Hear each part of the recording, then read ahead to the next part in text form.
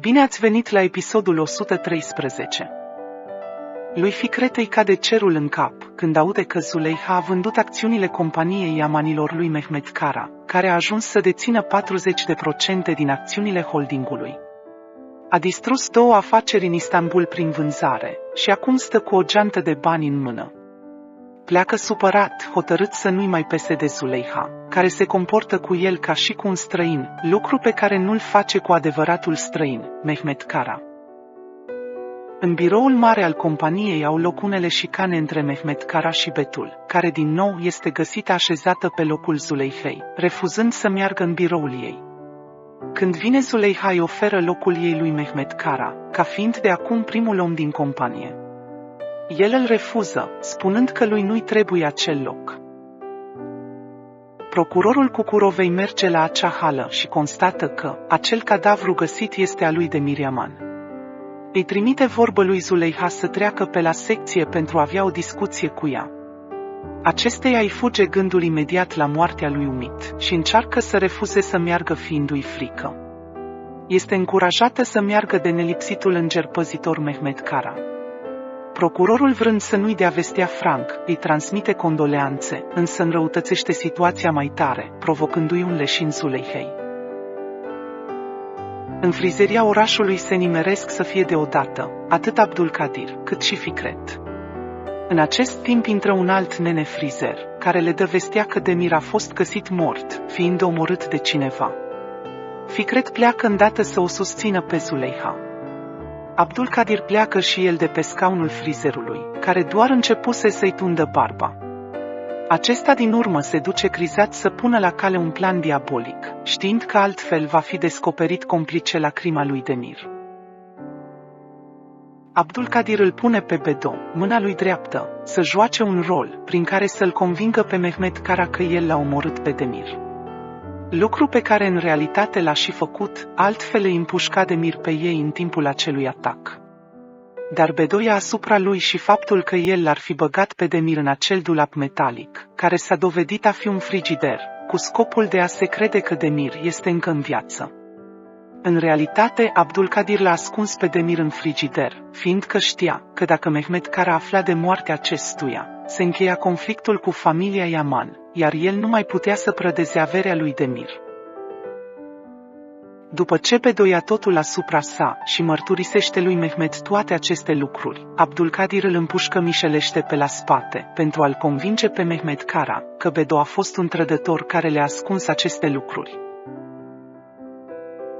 În timp ce Abdulkadir îi sapă groapa lui Bedo, își aduce aminte de tot episodul morții lui Demir.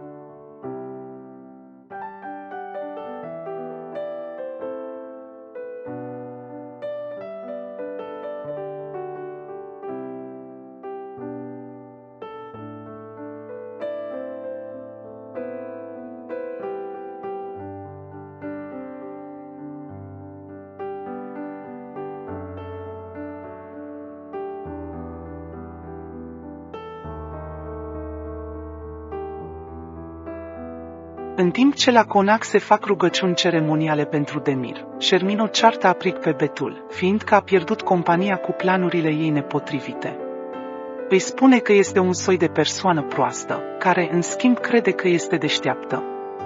Îi spune că singura speranță pe care o mai are pentru a fi bogată este Fikret, pe care dacă îl scapă din mână, îl va însura luftii cu Zuleikha. Înmormântarea lui Demir are loc cu un număr atât de restrâns de persoane, încât până și slujitorii de la conac o vorbesc de rău pe la spate pe Zuleikha.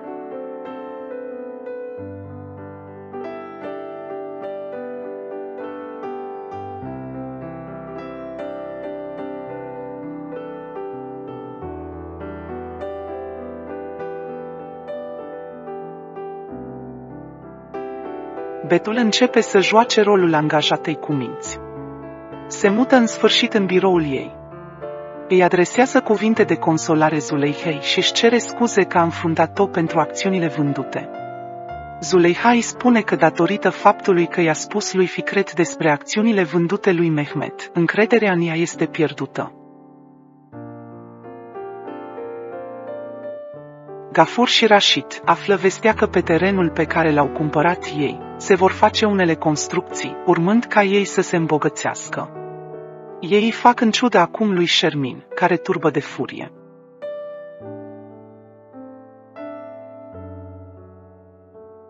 Fikret și Zuleiha scoate copiii la picnic în pădure, iar Mehmet Kara, gelos, îi pândește de la distanță din mașină. Betul îi inscenează lui Fikret un scenariu la un hotel, unde merg amândoi în căutarea lui Hakan Gumușoglu, despre care zice ea, că ar avea informații că este cazat la acel hotel. Cei doi așteaptă în camera hotelului să apară Hakan. Pe hol are loc un scandal care pare a fi fost pus la cale de Betul, vine presa și surprinde și pe ei doi în poze ca fiind doi tineri îndrăgostiți, care își petreceau noaptea ca iubiți la hotel. Zuleiha este invitată în oraș la cină, fără să știe că este una romantică. Mehmet Kara are și un inel scump pregătit să-l ofere Zuleihei, dar înainte de asta îi spune că s-a îndrăgostit de ea. Episodul se încheie cu momentul în care Mehmet Kara o sărută pe Zuleiha. Dacă i-a plăcut sărutul, vom vedea în episodul următor.